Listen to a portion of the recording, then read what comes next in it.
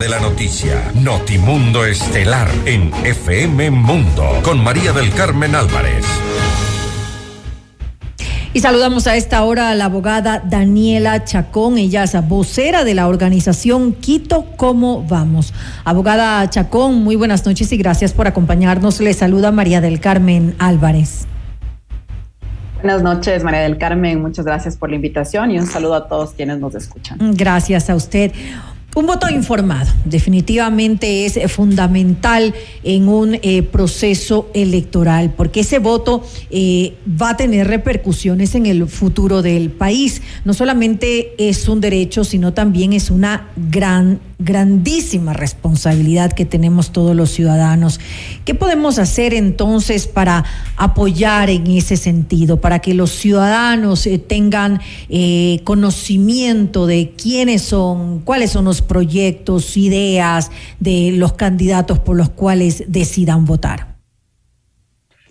Cuando tenemos campañas tan cortas, María del Carmen, como esta, que además se dan en un mes complicado, ¿verdad? Enero siempre es un mes de bajos ánimos, poco complejo, y luego tenemos que ir a las urnas a votar por un montón de cosas, ¿no? Vamos a votar por alcaldes, concejales, prefecturas, la consulta popular, los candidatos al Consejo de Participación Ciudadana y Control Social, y el Consejo Nacional Electoral en realidad no hace la labor que debería ser de informar más adecuadamente a la ciudadanía sobre este proceso electoral. Organizaciones de la sociedad civil como nosotros, en este caso Quito ¿Cómo vamos?, estamos promoviendo una campaña de voto informado que se puede encontrar en el sitio web elgranperdedor2023.com, donde lo que nosotros entregamos es información. Esto está circunscrito específicamente a las elecciones de la alcaldía y las concejalías en Quito, pero es una guía de voto informado que nos puede servir para todo, y lo que nosotros buscamos precisamente es entregarle a la ciudadanía información que le permita identificar las propuestas demagógicas, populistas, aquellos candidatos que están más interesados en acceder al poder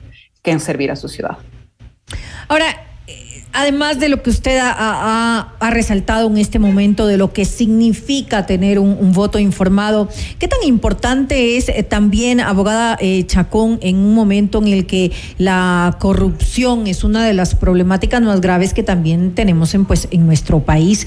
De alguna manera, los ciudadanos tratar de buscar ese pasado de las personas. Me refiero a qué tan honesto puede ser un candidato, qué tan confiable, qué principios tiene. Puede no ser un trabajo fácil, pero muchas veces ya se ha dicho que ciertos candidatos lastimosamente no tienen esas cualidades, y eso ya nos debería de alguna manera dar una línea roja sobre si es o no un candidato por el cual vale la pena votar. Sí, eso es parte de esta campaña de voto informado y de la guía que se puede encontrar en el sitio web elgranperdedor2023.com. Lo primero es que tenemos que entender, a veces pensamos que el voto no es tan importante, ¿no? Es solo un voto, son millones de votos y pensamos que el nuestro tal vez no suma demasiado, y nos olvidamos que en realidad este es uno de los principales derechos que tenemos en la democracia, y que con nuestro voto realmente podemos cambiar las cosas independientemente de las circunstancias políticas que nos llevan a esta campaña tan compleja.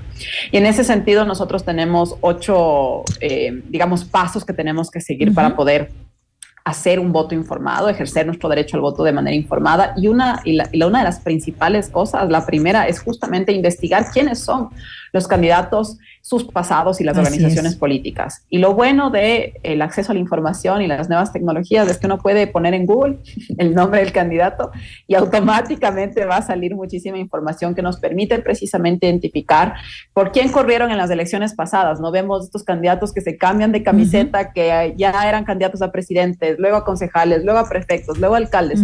¿Realmente tienen un plan estas personas o simplemente lo que buscan es el poder, ¿no? Entonces, lo primero es identifiquemos el pasado, identifiquemos a estas organizaciones políticas. ¿Son organizaciones políticas de alquiler? ¿Son estas que no conocemos de dónde sacaron las firmas?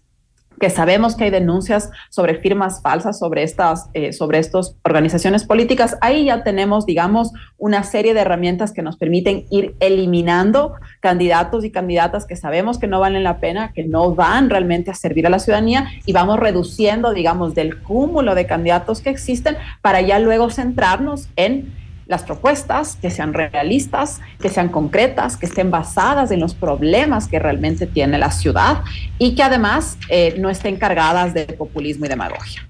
Ahora, ¿qué tan importante es esa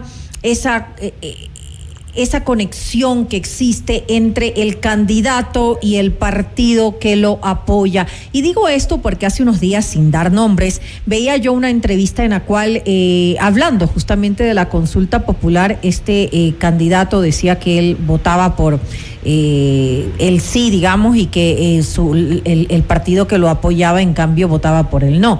Pero eso no tiene mucha lógica, porque entonces, ¿cómo entender que haya pues un entendimiento entre candidato y partido que lo apoya? Y después, pues obviamente lo que vemos es lo que hemos visto ya con anterioridad, que son estos divorcios que se dan ya cuando están posicionados.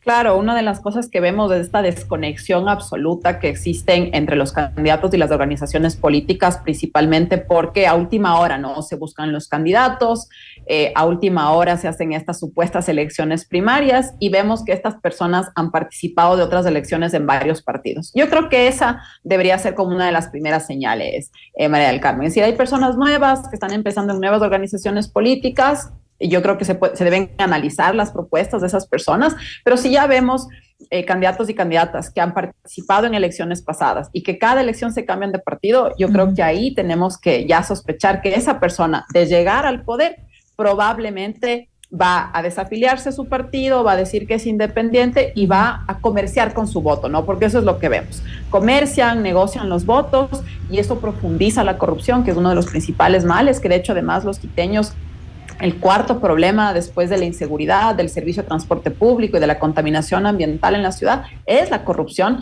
y el estado institucional del municipio, ¿no? Entonces sí es un problema importante para la ciudad y sí me parece fundamental que los quiteños y las quiteñas estemos atentos a qué está detrás del rostro, qué está detrás del TikTok vacío, qué está detrás del baile que hacen en redes sociales, claro. ¿Cuáles son las verdaderas propuestas? ¿Qué tan importante es en este punto pues el debate previsto? Y se lo pregunto porque de lo que hemos visto con anterioridad, el tiempo es realmente muy corto. Usted hablaba hace un momento de la responsabilidad del Consejo Nacional Electoral con respecto a informar de forma adecuada a los electores. Sin embargo, ahora que tenemos pues el debate obligatorio, lo cual es muy bueno, hay que definitivamente reconocer eso, pero el tiempo que se da es tan corto que no ilustra mucho en realidad a los ciudadanos. ¿Cómo lo ve usted? Sí, lamentablemente vemos que el formato no ayuda a que haya una profundización real de las problemáticas y de las propuestas. Más bien los candidatos se dedican un poco a atacarse para poder utilizar esos 15 segundos al máximo posible y generar una recordación, porque uno de los problemas que tenemos además, María del Carmen, tenemos tantos candidatos, tenemos tan poco tiempo, entonces lo que los candidatos están buscando es ¿qué digo que cause tanto impacto que al menos la gente se acuerde de mí y tal vez se anime a votar, ¿no? Para entonces, recordación. En ese sentido, exactamente. Muchos de estos candidatos tienen unos niveles de conocimiento por debajo del 10%, del 20%, es decir, casi nadie los conoce. Por ende, tienen que hacerse conocer para que después la gente se interese por al menos ver sus propuestas. Y es por eso que una de las cosas muy fundamentales que nosotros decimos en esta guía de voto informado es hagamos primero una reducción. Es decir, ¿cuáles son los temas que a mí me apasionan en la ciudad? ¿Cuáles son los problemas que la ciudad tiene? Y vamos específicamente a los candidatos y las candidatas que me interesan. Tal vez no voy a tener tiempo de revisar las propuestas y los planes de gobierno de 12, 13, 14, muchísimos candidatos, pero siento afinidad con algunos, entonces voy a entrar a profundizar qué es lo que dicen, porque lamentablemente el debate, que además cada vez es menos visto, digamos, por la gente, si bien es la primera vez que se hace en Quito, en las elecciones seccionales en general, lamentablemente son espacios que la gente tiene poco interés y las audiencias no van a ser muy altas, ¿no? Las audiencias van a seguir en las redes sociales y es a través de esos espacios de las redes sociales en los cuales nosotros nos podemos informar más allá de esas propuestas vacías, digamos, de TikTok y otras redes sociales. Ojalá que sea realmente para informarse, porque usted lo decía hace un momento, existe una falta de interés y eso es lo más preocupante. ¿Realmente la gente quiere informarse o la gente ya ha llegado a un hartazgo en el que la verdad no le interesa la política y eso es preocupante, obviamente? Yo creo que hay un hartazgo sin lugar a dudas, porque pues sentimos que la política no responde a nuestras necesidades y lo que vemos permanentemente son estas peleas. Sin embargo, creo que, por ejemplo, nuestra labor, digamos, tanto desde los medios de comunicación, las organizaciones de la sociedad civil, lo que debería hacer el Consejo Nacional Electoral, es crear información que sea atractiva, que haga que la gente diga, quiero entrar a revisar esto. Entonces, un poco esta campaña de voto informado del Gran Perdedor 2023 es justamente una sátira política, ¿no?